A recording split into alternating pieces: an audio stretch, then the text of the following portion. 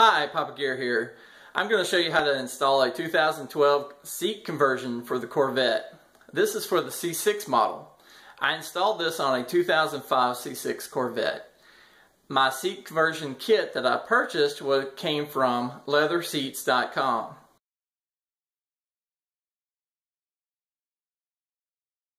Let's get started with the tools that you will need. As you can see in the video, we have zip ties. We also have some screws. I have various types of screws here just in case I wanted some different sizes or needed different sizes. Opening this up, this is the size of screw that I used. You'll need kind of a wood type screw or a drywall type screw, something with good threads that will cut into the plastic. These are other tools that you'll need: pliers, wire cutters possibly, screwdrivers, Phillips flathead. You've got cutting knives, and your sockets will be a 10mm and a 15mm. Also had glue that was a high temp spray glue.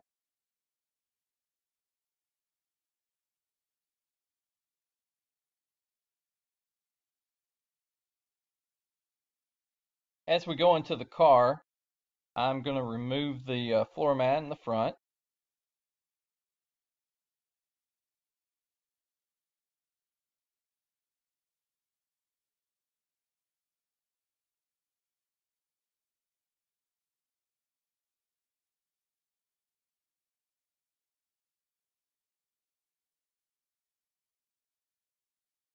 Okay, as I come in here, I'm going to show you how to remove this little clip. You can take a flathead screwdriver, and there's a slot on the pin, and as you can see, I pulled that out with a flathead screwdriver, and now that the pin is popped on this clip, you just pull it right out. You've probably seen these before, but in case you haven't, basically the pin in the middle goes in, and it will apply pressure to the outside of the clip holding it in. Now this plastic piece, I actually had to wiggle back and forth. It comes straight out, so pull it toward you. As you can see, the slot right there in the front. Then you will need to take your 15mm socket wrench to undo this nut.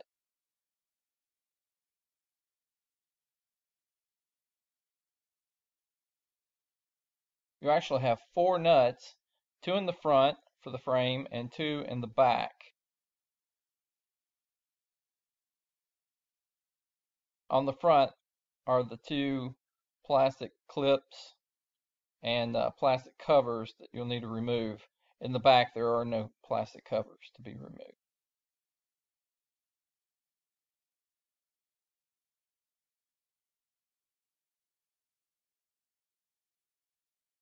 Now on the seat itself, I decided to go ahead and release all the air out of the lumbar and side adjustments in order to get the leather off the seat easier.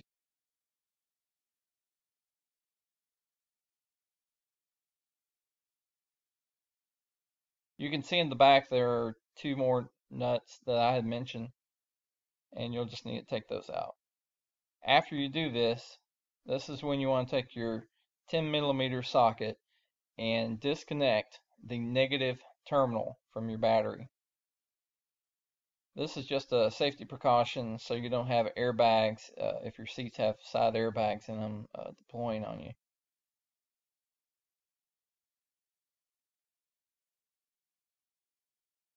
So for safety, disconnect the negative terminal on your battery.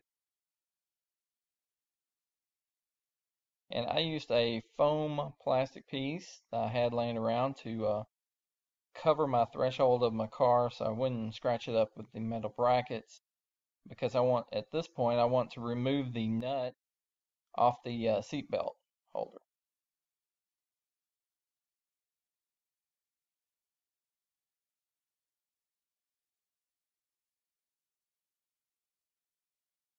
I did this all with hand tools. You don't necessarily need an air compressor or anything like that.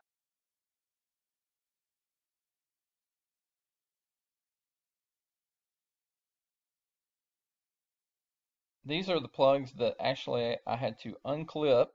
They're blue little clips that go on the side pieces of that yellow wiring harness. Then the black harness actually had a purple type sleeve that I had to lift up. Here's the purple sleeve. As you can see, there's like a bar that you actually lift up to disconnect the two connectors.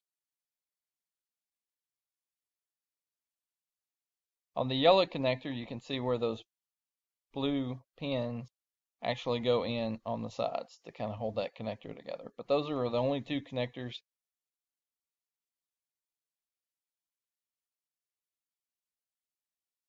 This is the handle, which is the first part of trying to get the seat apart. It has a retaining clip on it. I used a long needle nose pliers and grabbed the back end of this kind of a horseshoe type clip to remove it and then pried it off. They probably actually make a tool for this, but I did not have a special tool. So I just used the pliers. I demonstrate here how I came in from the back and pulled on that to get it off, and then it pops loose. The actual switch in the front, that's actually your slider right here, it just pops off. It's a long plastic piece that moves the seat back and forth electronically. There's a Phillips head screwdriver was used here to undo the one screw, and there is a bracket in the front of this plastic piece that you'll need to kind of pull up and slide forward, as in this motion here.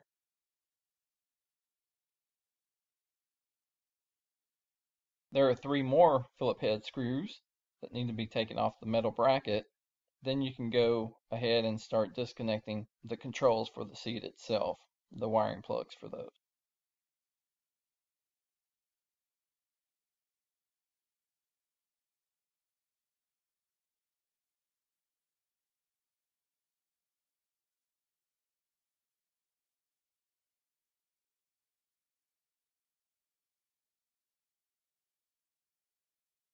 There are actually 2 plugs that you'll have to disconnect.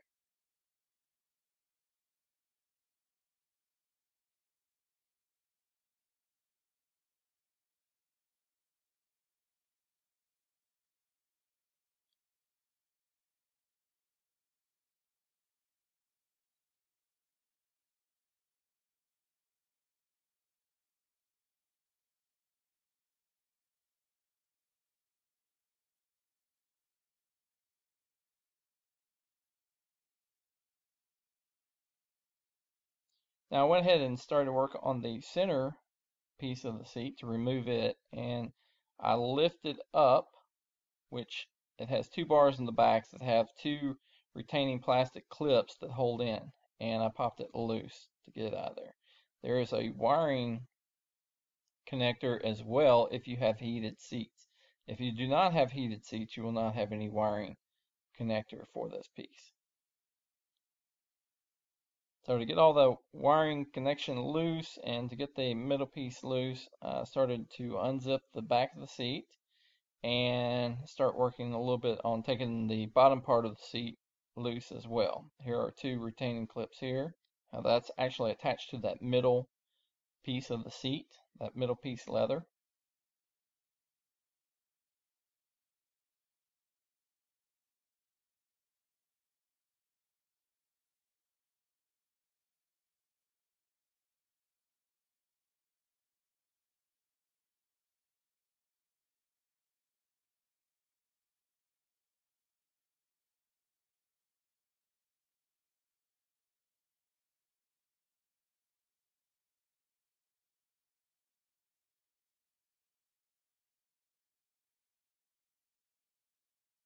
And what I had to do here is I actually go ahead and take these hog rings loose from the bottom of the seat, because the wiring goes up under this piece and then connects below to get my heated wiring connection loose.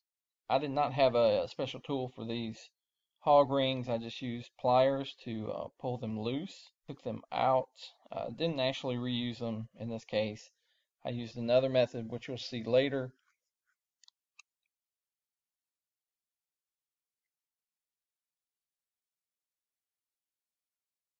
But now that that piece is free for the back of the leather, I can get to the wiring and unplug, which will be a green plug and a black plug for my heated seats for the different parts. One's in the seat and one's in the back.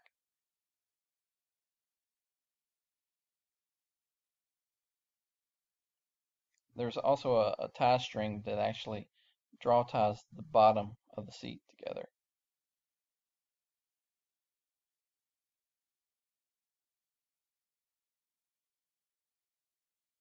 Here's the green plug, and I just used a flathead small screwdriver to kind of pop it loose with its connector.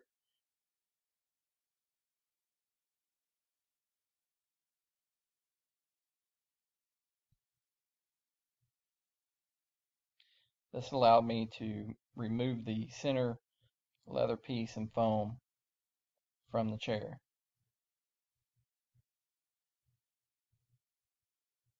Now this piece is mostly velcroed together, so you just basically unvelcro all the pieces and you can remove the leather from that foam.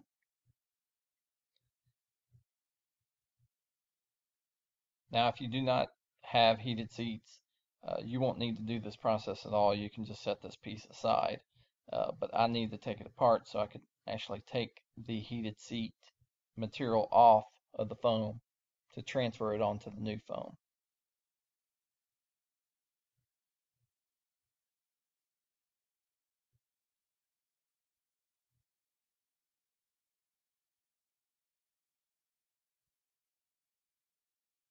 There is Velcro in between the grooves of the seat, and just pull firmly and they'll come loose. But this will expose all the foam and the heated unit in my case, which you'll see also how I just gently kind of keep pulling that. The glue is just glued to the foam, so you just work your way down the foam piece and actually remove all the heated element padding from the foam seat.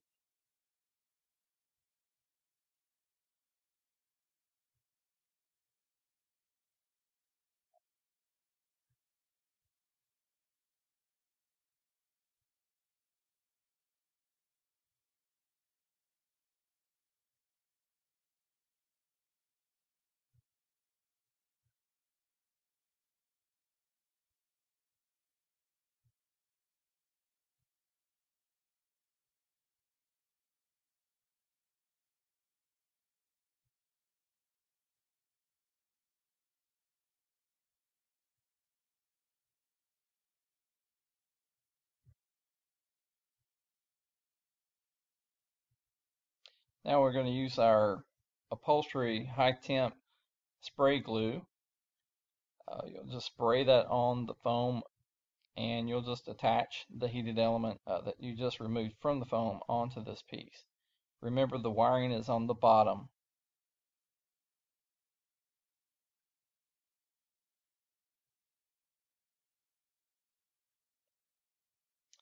I found it easiest to just start from the top and work your way down. Make sure that the slits are open, because you'll still have the Velcro pieces that will go in between on the leather kit. And if you don't get enough glue the first time you spray it, just add more glue to it.